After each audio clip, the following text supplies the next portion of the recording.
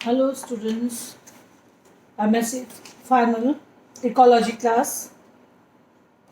आज मैं आपका जो टॉपिक ले रही हूँ वो है सॉइल इरोजन।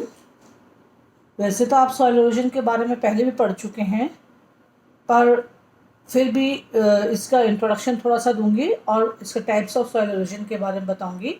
सॉइल इरोजन जो है, वैसे हमने पहले डेजर्ट्स के बारे में पढ़ा, desert, types of desert, what is desert, types of desert, classification of desert. तो जो डेजर्ट है ये कैसे बने, इनके बनने में सॉइल इरोजन का बहुत बड़ा रोल होता है। It is the most important factor to create the deserts in the different areas of the world. मृदा के जो कण होते हैं वो वायु, जल, गुरुत्वाकर्षण तथा अन्य माध्यमों के द्वारा एक स्थान से हटकर दूसरे स्थान पर स्थापित होते हैं। इस क्रिया को ही सॉइल इरोजन कहा जाता है। जो सॉइल होती है, मृदा जो होती है, उसकी जो टॉप लेयर होती है उसमें बहुत इम्पॉर्टेंट मिनरल्स और न्यूट्रिएंट्स पाए जाते हैं। तो ये 15 से 20 सेंटीमीटर तक की गहराई में पाई जाती है टॉप लेयर। और अतः इस लेयर को प्लांट्स को का फीडिंग जोन भी कहा जाता है। और मृदा की इसी टॉप सॉइल का जो बाहरी कारकों के प्रभाव से एक स्थान से जो दूसरे स्थान पर स्थानांतरण होता है उसे मृदा अपरदन या सॉइल इरोजन कहते हैं। सॉइल इरोजन एक बहुत बड़ी प्रॉब्लम है जो ज़्यादातर ये प्राकृतिक संरचना के द्वारा ही परिवर्तित होती है। और सॉइल इरोजन इतना हानिकारक होता है कि इसको मृदा की मृत्यु भी कहा जाता है। एक तरह से जब उसके अंदर कोई न्यूट्रिएंट्स या मिनरल्स नहीं होंगे तो प्लांट्स नहीं लगते हैं, और प्लांट्स नहीं लगेंगे तो सॉइल मृत्यु के समान ही होती है। सॉइल इरोजन के बहुत कारण हैं, जिसमें से इम्पॉर्टेंट कारण एक तो एग्रीकल्चर का गलत तरीका करना, कृषि करने के गलत तरीके, और ओवरग्रेजिंग ऑफ ग्रासलैंड, और उसके अलावा जो है बहुत सारे गलत सिंचाई के तरीके। सेकंड जो टॉपिक है वो है types of soil erosion. Soil erosion दो प्रकार से होता है, एक तो जियोलॉजिकल सॉइल इरोजन जिसे नेचुरल सॉइल इरोजन भी कहा जाता है, और दूसरा है एक्सेलरेटेड सॉइल इरोजन। जब टॉप सॉइल जो होती है वो फिजिकल, बायोटिक या हाइड्रोलॉजिकल प्राकृतिक कंडीशन में धीरे धीरे रिमूव होती है ना, तब इसे नॉर्मल इरोजन कहते हैं। इसमें सॉइल का बनना और सॉइल का हटना दोनों की गति बराबर होती है, दोनों की रेट सेम होती है। ये लैंड सरफेस को एक वेवी रूप दे देता है, जिससे एकांतर रूप में ऑल्टरनेटली उसमें रिजेस और या डिप्रेशंस बन जाते हैं। और ये एरिड रीजन्स में लंबे ड्राई सीजन के दौरान जब बहुत wind erosion, wind normal erosion जो होता है वो इसका बहुत इम्पॉर्टेंट फैक्टर होता है। अब एक्सेलरेटेड सॉइल इरोजन जो होता है, इस प्रकार के सॉइल इरोजन में मृदा के बनने की जो गति होती है वो अपेक्षाकृत स्थानांतरण की गति से अधिक होती है। स्थानांतरण की जो गति होती है वो बहुत अत्यधिक तीव्र होती है। तो सॉइल लॉस का ये टाइप बहुत गंभीर होता है, और ये ज़्यादातर इंसानों द्वारा या एनिमल्स के हस्तक्षेप के कारण होता है। नॉर्मल और जियोलॉजिकल सॉइल इरोजन तो बहुत स्लो स्पीड से होता है, इसलिए उसमें तो ज़्यादा भूमि की उर्वरता पर विशेष ज़्यादा प्रभाव नहीं पड़ता। परंतु जो एक्सेलरेटेड सॉइल इरोजन है, इससे भूमि की उर्वरता नष्ट हो जाती है बिल्कुल। अब थर्ड टॉपिक है एजेंसीज या cause, agencies which causes the soil erosion. ये दो प्रकार के होते हैं, क्लाइमेटिक एंड बायोटिक। क्लाइमेटिक में हम पढ़ेंगे वाटर इरोजन इम्पॉर्टेंट है, विंड इरोजन बहुत इम्पॉर्टेंट है। तो वाटर इरोजन भी देखेंगे आपकी, वाटर इरोजन कैसे होते हैं, रेनफॉल होता है, शीट इरोजन होता है, रिल इरोजन होता है, गली इरोजन। मैं एक एक करके आपको सारा समझाती हूँ इधर मैंने डायग्राम भी बना रखे हैं साइड में, आप देखिए प्लीज़। तो वाटर इरोजन हम पहले लेते हैं। मृदा की जो ऊपरी सतह से मृदा कणों का जल द्वारा एक स्थान से हट जाना और जल द्वारा सॉइल इरोजन कहलाता है। इसमें बर्फ, स्नो और आइस के पिघलने से बने जल के बहाव से भी होने वाले सॉइल इरोजन भी शामिल हैं। भारी वर्षा, तेज पानी के प्रभाव, वेव एक्शन द्वारा सीधे ही सॉइल प्रभावित होती है। और इसमें हम सबसे पहले रेनफॉल पढ़ेंगे। ये वर्षा की ड्रॉप्स के सॉइल की सरफेस पर गिरने से होता है। जब रेनफॉल किसी ऐसे क्षेत्र में होती है जहाँ वेजिटेशन का अभाव होता है, तो रेन जो गिरती है मृदा की ऊपरी सतह से टकराती है और मृदा के संगठन को तोड़ देती है। मृदा के जो कणों को एक दूसरे से पृथक कर देती है। इसके पश्चात अधिक वर्षा होने पर जब जल इस अनप्रोटेक्टेड सरफेस से टकराता है, तो ये छोटे मृदा कणों व ह्यूमस को अधिक ऊंचाई तक उछाल देते हैं और इस प्रकार सॉइल में जो उपजाऊ भाग है वह मृदा की सतह से ऊपर आ जाते हैं और यह सॉइल पोर्स को बंद कर देते हैं। अतः अब गिरने वाला वर्षा का जल भूमि के अंदर प्रवेश नहीं कर पाता है, वह सतह के ऊपर ही बहता रहता है। इसके कारण अपर सरफेस ऑफ सॉइल जो ह्यूमस और मिनरल्स से भरपूर होती है, वो जल के साथ बह जाती है। I hope you must have understood the rainfall cause of soil erosion, that is the rainfall. And now the next is sheet erosion. Sheet जैसा कि इसका नाम बता रहा है, निश्चित रूप से पूरी सॉइल की जो लेयर होती है ऊपर के वो ही हट जाती है। इसके अंतर्गत मृदा की सतह से एक पतली मृदा परत जो सभी स्थानों से समान रूप से हट जाती है और इस स्थान पर ऐसा महसूस ही नहीं होता कि यहाँ कोई सॉइल इरोजन भी हुआ है क्या।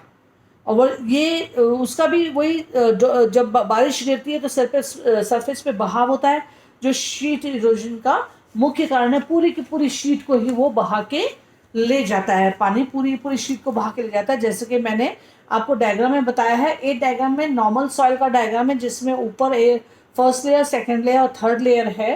परंतु जब रेनफॉल हुई तो पूरी की पूरी शीट ही जो है इरेज हो गई, गायब हो गई पानी से, और सिर्फ सेकंड और थर्ड लेयर रहेगी, जो कि मैंने आपको बी डायग्राम में बताया है।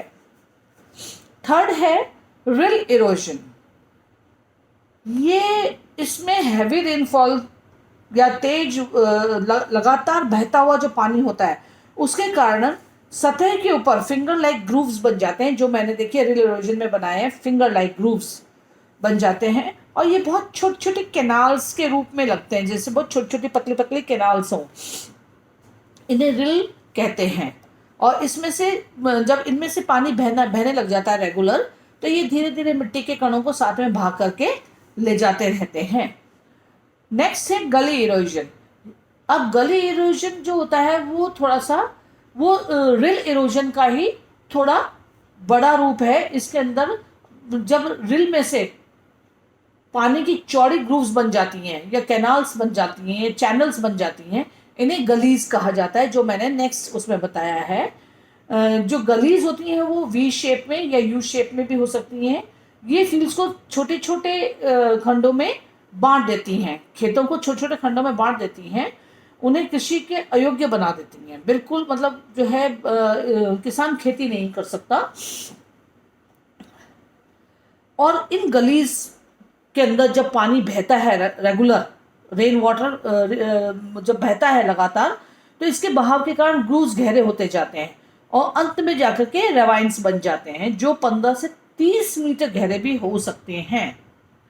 जब गलीज का निर्माण अधिक हो जाता है तो असमतल धरातल के कारण खेतों में हल चलाना असंभव हो जाता है और इस प्रकार ये कृषि कार्य के लिए असंभव हो जाती है। इसके नेक्स्ट है लैंडस्लाइड। जैसे कि हम आमतौर पे सुनते हैं, न्यूज़ में भी सुनते हैं कि बहुत अत्यधिक भारी वर्षा होने के कारण जो पहाड़ों की जो लेयर्स होती हैं, पूरी पूरी लैंड ही टूट करके धीरे धीरे धीरे धीरे उसमें ग्रूव होता जाता है और वो ग्रूव गहरा होता होता वो पूरा पूरा लैंड ही सरक करके नीचे आ जाता है। जिन क्षेत्रों में बहुत हैवी रेनफॉल होती है वहाँ पे ये होता है, और इसमें पर्वत शिखरों पे स्थित जो बड़े रॉक्स होते हैं वो हाइड्रोलिक दबाव के कारण भारी होकर गुरुत्वाकर्षण बल के कारण शिखर के नीचे की ओर तेजी से खिसकते हैं। कभी कभी ये शिखर खंड भी इसी प्रकार खिसकते हैं, और इस प्रकार के इरोजन में जल और गुरुत्व दोनों एक साथ काम करते हैं। मीन्स पानी उसके बीच में से बहता रहता है, और साथ के साथ जो पत्थर हैं, शिखर के पर्वतों के ऊपर जो पत्थर होते हैं वो भी धीरे धीरे टूट टूट करके नीचे गिरते रहते हैं, जिसे हम लैंडस्लाइडिंग कहते हैं।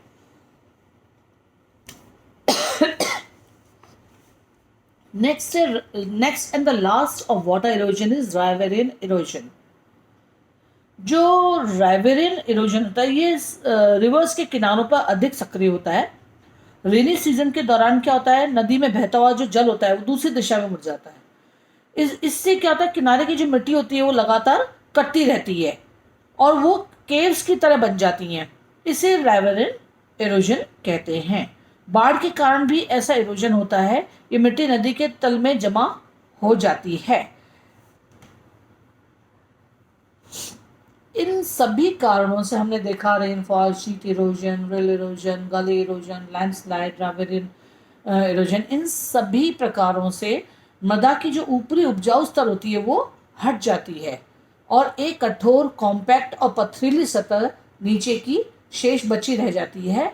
बहता पानी शेष बचे पादप के स्तर को भी समाप्त कर देता है। इस प्रकार जो सॉइल इरोजन है वो मृदा की ऊपरी सतह हटाती जाती है और निचली भूमि पर पहुंचकर वहां की वेजिटेशन को भी समाप्त कर देती है। ये हमने पढ़ा था वाटर इरोजन के बारे में। अब हम लेंगे विंड इरोजन, जो हवा के द्वारा मिट्टी की सतह को या मिट्टी को एक जगह से दूसरी जगह ले जाते हैं। वायु द्वारा सॉइल का जो स्थानांतरण होता है उसे विंड इरोजन कहते हैं। सॉइल इरोजन का जो मुख्य कारण है वो विंड इरोजन भी है। भारत में एरिड और सेमी एरिड में इसकी बहुत अत्यधिक समस्या है। यहाँ पर जो सॉइल होती है वो मुख्यतः सैंडी होती है और वेजिटेशन बहुत कम होती है।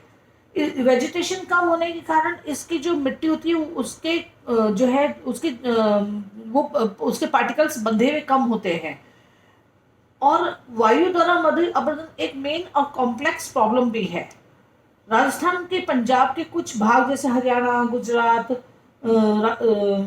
यूपी, तटीय क्षेत्र इससे प्रभावित होते हैं।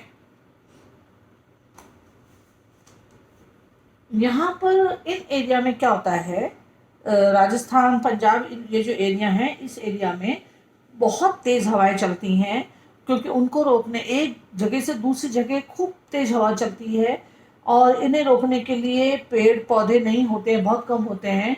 तो जो बंजर मृदा के छोटे छोटे कण होते हैं, ज़मीन में सैंड पार्टिकल्स होते हैं, वो एक स्थान से दूसरे स्थान तक उड़ जाते हैं, जिससे ये जो है कृषि योग्य भूमि नहीं रह पाती, और जो है वायु से ये जो सैंड है ये गड्ढे और रोड्स और बड़े बड़े उसमें स्थानांतरित हो जाती है। ज़्यादातर सॉइल इरोजन समुद्री किनारों पर अधिक स्पष्ट होता है और डेजर्ट के एरिया में ज़्यादा होता है। डेजर्ट की प्रमुख जो वो है वो सैंड ड्यून्स का स्थानांतरण होना है। इस प्रकार की अस्थिर जो मृदा पर बहुत कम प्लांट्स ग्रो करते हैं। ड्यून्स के रास्ते में आने वाले प्लांट्स भी सॉइल द्वारा दबा दिए जाते हैं। जो विंड इरोजन है वो 3 प्रकार से होता है: saltation, suspension and surface creep. Saltation जो है ऐसे एरिड क्षेत्रों में जहाँ रेनफॉल कम, उच्च ताप ज़्यादा होता है, वहाँ सॉइल वाटर तेजी से वाष्पीकृत हो जाता है और पीछे नमक जो सॉल्ट है वो छोड़ देता है। तो अब सॉल्ट का जमाव मुख्यतः ओशंस के चारों ओर या लो लैंड्स पर पाया जाता है। सॉल्ट में मुख्य पोटेशियम क्लोराइड, सल्फेट, कार्बोनेट व नाइट्रेट और कैल्शियम के क्लोराइड्स भी और या नाइट्रेट्स भी पाए जाते हैं। सॉइल के स्मॉल पार्टिकल्स पर विंड के प्रत्यक्ष दबाव के कारण सॉल्टी सॉइल जो होती है वो अधिकांश भाग उसका विंड द्वारा स्मॉल लीव्स के रूप में उड़ाकर ले जाते हैं। नेक्स्ट है सस्पेंशन। जो हवा होती है वो सॉइल के सबसे छोटे पार्टिकल्स को उड़ा देती है। ये पार्टिकल्स विंड के अंदर फाइन डस्ट के रूप में इधर के उधर उड़ते हैं और एक स्थान से दूसरे स्थान पे चले जाते हैं। ये हम अधिकतर आंधियों के दिनों में, गर्मियों में जो आंधियां चलती हैं उसमें हमने इसका बहुत अनुभव किया होता है। फिर है सरफेस क्रीप।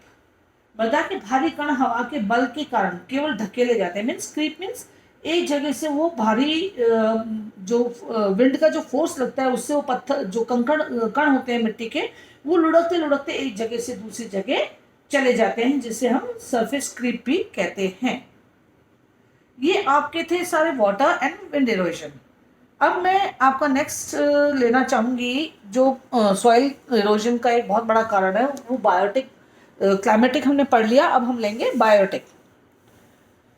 बायोटिक के अंदर डिफॉरेस्टेशन, ओवरग्रेजिंग, शिफ्ट कल्टीवेशन या फॉल्टी एग्रीकल्चर मेथड्स, ये इन कारणों के द्वारा जो है बायोटिक फैक्टर्स के द्वारा सॉइल इरोजन होता है। डिफॉरेस्टेशन जैसा कि पता ही है, नाम भी बता रहा है कि निश्चित रूप से बड़े बड़े जंगलों का कट जाना, उनका हट जाना, ये एक बहुत बड़ा सॉइल इरोजन का कारण है। और ये इसके वृक्षों के अंधाधुंध कटाई के कारण सॉइल एक्सपोज हो जाती है, और जो एक्सपोज सॉइल होती है वो पानी के द्वारा, हवा के द्वारा एक जगह से दूसरी जगह गली या शीट टाइप की सॉइल इरोजन का कारण बन जाती है। ओवरग्रेजिंग, जो जानवर होते हैं मनुष्य द्वारा पालतू पशुओं को मनुष्य जो होते हैं वो अपने पालतू पशुओं को खिलाने के लिए, घास वगैरह खिलाने के लिए या जो उनका फीडिंग के लिए इनको छोड़ देते हैं, जिसके कारण ये ओवरग्रेजिंग हो जाता है।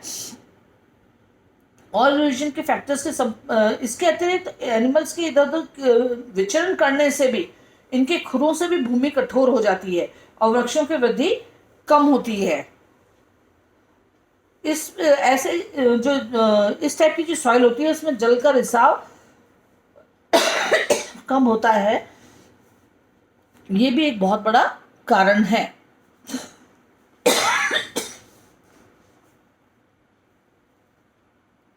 नेक्स्ट है शिफ्ट कल्टीवेशन। शिफ्ट कल्टीवेशन जो है ये कृषि की एक पद्धति है, एग्रीकल्चर की एक पद्धति है। आदिवासी इस पद्धति से खेती करते हैं और इसमें हिल रीजन में पाए जाने वाली फॉरेस्ट को जला दिया जाता है और इससे उत्पन्न राख में उपस्थित अनिवार्य खनिज मृदा में मिलाकर इसकी उर्वरता में वृद्धि करते हैं। इस मृदा में 2 या 3 फसलें ली जाती हैं। वेजिटेशन जला देने से जो बोर सॉइल रेन और जो सूरज के उसमें एक्सपोज हो जाती है, परिणाम स्वरूप पहाड़ी ढलानों पर विशेषतः विशाल मात्रा में सॉइल लॉस होता है। सॉइल की सरफेस लेयर, प्लांट न्यूट्रिएंट्स की बड़ी मात्रा दोनों रेनफॉल के कारण बह जाते हैं। ये जो शिफ्ट कल्टीवेशन जो है ये ज़्यादातर हम देखेंगे मणिपुर, त्रिपुरा, अरुणाचल प्रदेश, नागालैंड इस तरफ पाई जाती है।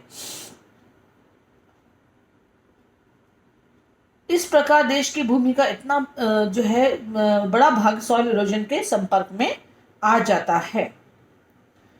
अब है फॉल्टी एग्रीकल्चर मेथड्स। जैसा कि इसका नाम बताया, निश्चित रूप से जो एग्रीकल्चर के मेथड यूज किए गए हैं वो सही नहीं है।